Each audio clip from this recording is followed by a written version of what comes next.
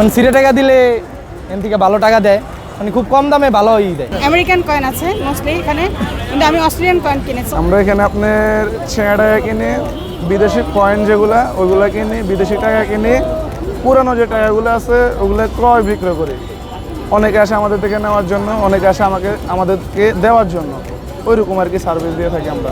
মনে করেন যে যেগুলা সাধারণত ছেঁড়া ওইগুলো আমরা 20% করে নিই, সাধারণত ছেঁড়া যেগুলো ওইগুলো আমরা 20% করে নিই। আর যেগুলো ব্যাংক বাতিল ওইগুলো আমরা নিই না, ওগুলো আবার রিটার্ন দিয়ে দিই আর কি, ওইরকম আর কি। 3 টুকরা যেগুলো বলে ওইগুলো আমরা রিটার্ন দিয়ে দিই। আর কিছু কিছু বিদেশি টাকা আছে ব্যাংক রেট যেগুলো, ওইগুলো থেকে আমরা সর্বোচ্চ করে গেলে 20 পয়সা করে আমরা নিজেরা নিই, না হলে 10 পয়সা অথবা 20 পয়সা করে কম দিই, অতটুকুই।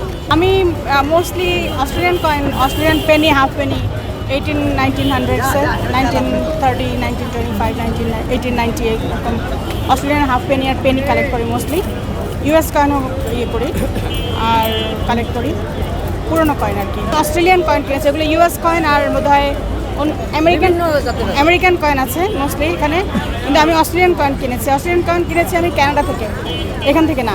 ইন্ডিয়ান 20 টাকা, মানে এরা বললো যে চলে না, মানে সিরে টাকা দিলে এখান থেকে ভালো টাকা দেয়, মানে খুব কম দামে ভালো দেয়। মানে মনে হয় 500 টাকা সিরা, মানে এটা চলবো না, খারাপ পর্যায়ে আছে, তখন যদি এটা 450 টাকা দিব, বা কন্ডিশন বুঝা, টাকার কন্ডিশন বুঝা তারা টাকা দিবে।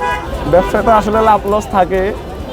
এই যে গতকালকে আমাদেরকেও জাল টাকা দেয়, অবশ্যই গতকালকে একটা জাল টাকা দেওয়া হয়েছে আপনার দুবাইয়ের 500 দিনার।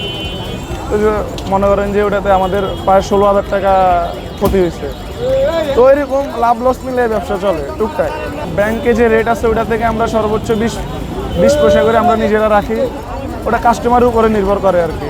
লোডশেডিং কিংবা ঘরের বাইরের তীব্র গরমে ওয়ালটন রিচার্জেবল ফ্যান থাকলে থাকবে শুধু বাতাস আর বাতাস। এতটুকুই। আমাদের থেকে আপনার 6 টাকা বদলানো যায়, বিদেশি টাকা মানি এক্সচেঞ্জ করা যায়, পুরানো যে কয়েনগুলো আছে ওইগুলা দেওয়া যায়, নেওয়া যায়। এটা হলো যে আমেরিকান ব্রিটিশ আমলের।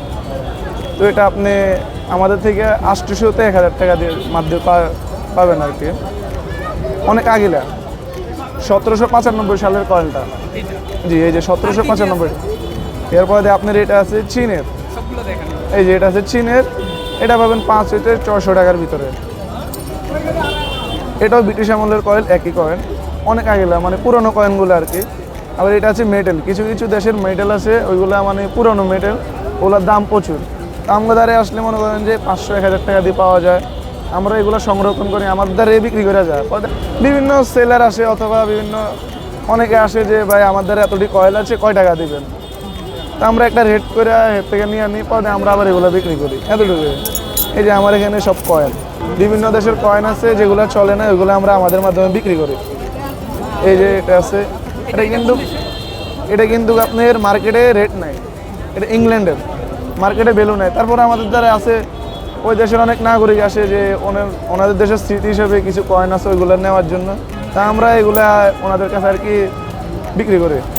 আমাদের দেশেরও কিছু কালেকশন আছে, এই যেগুলো কিছু কালেকশন আছে যুদ্ধের পরে, যেগুলোর বর্তমান মার্কেট ভ্যালু প্রচুর। আবার কিছু কালেকশন আছে নতুন বাংলাদেশের। আপনার এই যে কিছু পুরানো নোট আছে, 100 টাকার কালেকশন, 1 টাকা আছে, 10 টাকা আছে, 50 টাকা আছে, যেগুলো পুরানো কালেকশন হিসেবে নেয় কালেক্টাররা, ওগুলোর দাম আছে, মার্কেট ভ্যালু আছে প্রচুর। যেমন নাজিরউদ্দিন আহমেদ, মোস্তাক আহমেদ, গভর্নর, ওদের পুরনো টাকাগুলা। এরপরে আপনার বিদেশিও কিছু কালেক্টর আছে, এই যে আপনার এই জায়গার ভিতরে, এটাও নেপালের, ইন্দোনেশিয়ান। জি, এগুলো আমি বিক্রি করবো। মনে করেন যে এগুলো সাধারণ বেশি না, এগুলোর দাম হলো যে এটা তো হলো রানিং, এটা হলো চৌধুরীর রানিং টাকা, এটার দাম আছে রানিং হিসেবে, এটার দাম আছে 320 টাকা। এই যে এগুলো হলো কালেক্টর, এগুলো আমি 50 টাকা 100 টাকা করে বিক্রি করবো।